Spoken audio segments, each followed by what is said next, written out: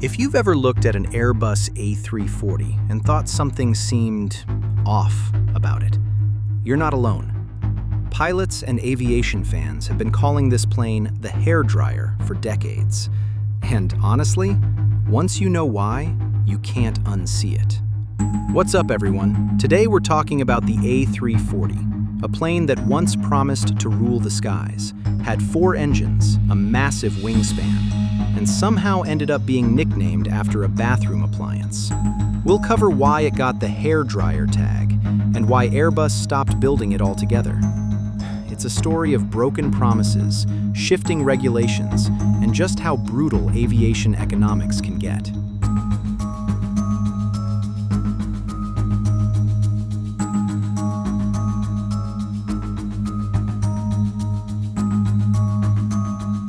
Let's start with the nickname. The A340 is a wide-body, long-range quad jet. 4 engines, massive fuselage, built for the longest routes on the planet. You'd expect those engines to be massive, right? Something like the GE9X engines on the 777X or the Trent XWB on the A350. Nope. The A340 runs on CFM56 engines, the same kind you'd find on an Airbus A320 or a Boeing 737. That's a single-aisle engine strapped onto a wide-body heavy iron. And here's the crazy part. The total thrust from all 4 engines on the A340 is roughly equal to the thrust from just 2 engines on the A330, its twin-engine sibling. The A330 uses engines like the GE CF6 or Rolls-Royce Trent 700, big, powerful engines. The A340 intentionally got the smaller CFM56s. Why? Because Airbus was designing 2 aircraft at the same time for 2 different markets. North American carriers wanted twin-engine jets for efficiency on medium-haul routes. But airlines in the Asia-Pacific region needed quad jets for long, overwater operations across the Pacific. Routes where losing 1 engine on a twin jet means losing half your power, while losing 1 on a quad jet means you still have 75% thrust available. So Airbus gave the A340 4 smaller engines rather than 2 massive ones. Practical? Yes. Visually? Now you know why people call it a flying hairdryer. Those 4 cylindrical pods hanging off the wings just look disproportionate to the size of the airframe. Pilots joke about it. Enthusiasts joke about it. And honestly, it's become one of the most recognizable nicknames in aviation. Now, why did Airbus stop building it? This is where the story gets a little sad for plane nerds. Airbus built the A340 to be a long-haul workhorse, competing with the Boeing 747, but with better operating economics. And for a while, it worked. The A340 broke world records in 1993, flying from Paris to Auckland and back non-stop in under 49 hours.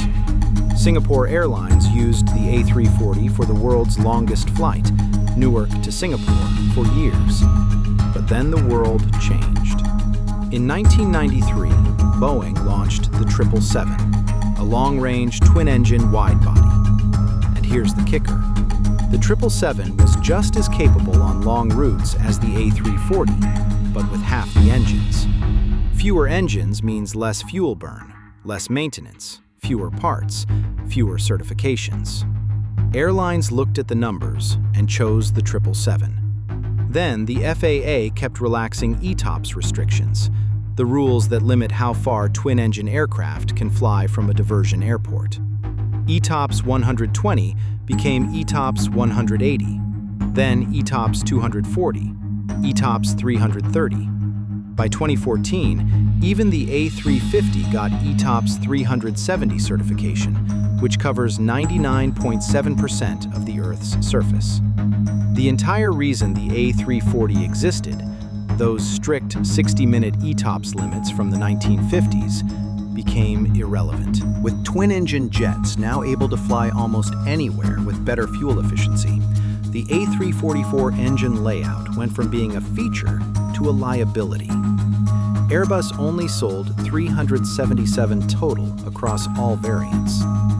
The A340-200 was the worst. It just 28 orders ever. When Airbus announced in November 2011 that production was ending, it wasn't a surprise. The market had spoken years earlier. The 777 won. Twin-engine efficiency won. And the A340 quietly became one of aviation's great what-if stories.